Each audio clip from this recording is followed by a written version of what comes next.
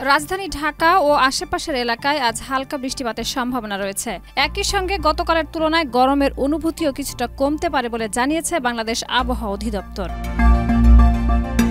২ September সকাল ৭টা থেকে পরবর্তী ৬ ঘন্টার জন্য দেওয়া এক পূর্বাভাসে বলা হয়েছে, ঢাকা ও এর আশেপাশের আকাশ আংশিক মেঘলা থেকে অস্থায়ীভাবে মেঘলা থাকতে পারে। এ সময় দক্ষিণ ও দক্ষিণ পূর্ব দিক থেকে ঘন্টায় ১০ থেকে ১৫ কিলোমিটার বেগে বাতাস প্রবাহিত হতে পারে।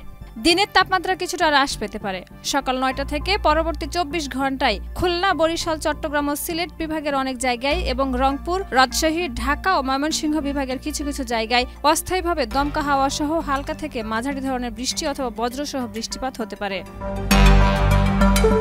আবহাওয়া অধিদপ্তরের তথ্য অনুযায়ী ২ সেপ্টেম্বর সকাল ৬টায় ঢাকার তাপমাত্রা ছিল ২৮.২ ডিগ্রি সেলসিয়াস এবং বাতাসে আর্দ্রতার পরিমাণ ছিল ৭৮%। পহেলা সেপ্টেম্বর রাজধানীতে সর্বোচ্চ তাপমাত্রা রেকর্ড করা হয় ৩৭ ডিগ্রি সেলসিয়াস, আর আজকের সর্বনিম্ন তাপমাত্রা রেকর্ড করা হয়েছে ২৮ ডিগ্রি সেলসিয়াস। গত ২৪ ঘন্টায় ঢাকায় ৩ মিলিমিটার বৃষ্টিপাত হয়েছে।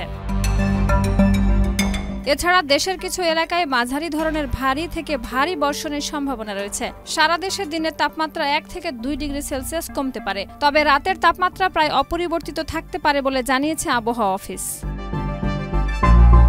শাহিদা রুবি, মাই টিভি, ঢাকা।